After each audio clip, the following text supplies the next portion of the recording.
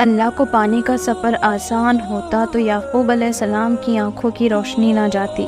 ایمان کمزور پڑ جاتا ہے، کوئی بات نہیں، قدم لڑکھڑا جاتے ہیں، کوئی بات نہیں، دل گھبرا جاتا ہے، کوئی بات نہیں، رونا بھی آتا ہے مگر کوئی بات نہیں، مگر اس سب کے بعد بھی تمہارا بھروسہ نہیں ٹوٹنا چاہیے۔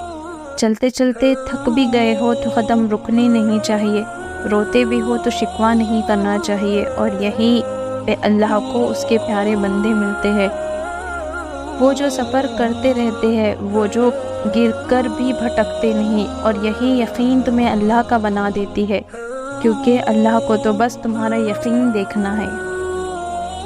اللہ تعالیٰ امتحان لیتا ہے، تمہارے صبر کا امتحان، دعاؤں کا امتحان، توکل کا امتحان، تمہارے انتظار کا امتحان، برداشت کا امتحان، اور یہ امتحان سہنا مشکل بھی ہوتا ہے۔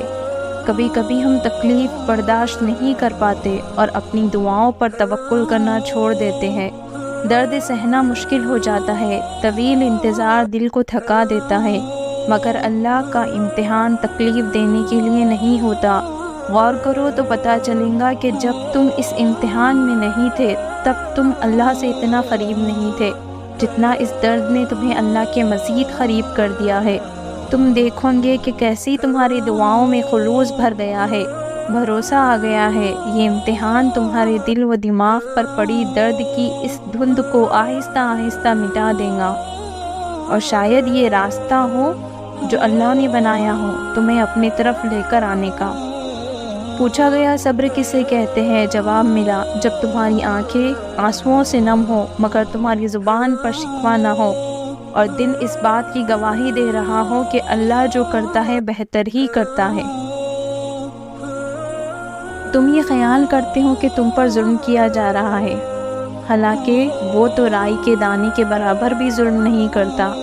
وہ تمہاری تڑپ کو جانتا ہے، تمہیں سمجھتا ہے، بس وہ تمہیں آزماتا ہے تاکہ تم دنیا کی زندگی میں سرخ رو ہو کر آخرت میں بلند ترین مقام پا سکو۔ اکثر ہم بھول جاتے ہیں اللہ کو، اس سے باتیں کرنا بھول جاتے ہیں، نماز چھوڑ دیتے ہیں، بھول جاتے ہیں کہ وہ ہمیں دیکھ رہا ہے، بھول جاتے ہیں کہ اس کی محبت کے بنا انسان محض ایک وجود ہے، زندگی کے بغیر وجود جس میں اللہ کی محبت نہیں۔ ہم بھول جاتے ہیں اس کی رحمت کی چادر کو، مگر وہ نہیں بھولتا۔ کہیں بھی، کسی بھی جگہ، کسی بھی حال میں، ہر لمحے وہ نہیں بھولتا۔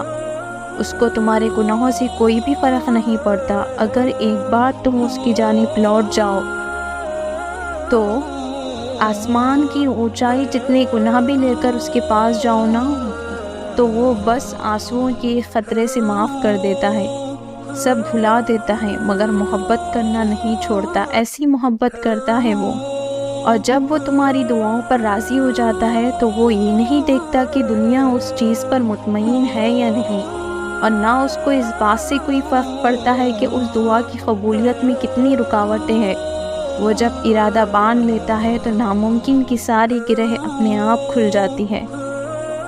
دعائیں تو چاند کو بھی 2 ٹکڑوں میں تقسیم کر دیتی ہیں، ان کی طاقت کے سامنے تمہاری یہ چھوٹی سی خواہش بہت بے معنی ہے۔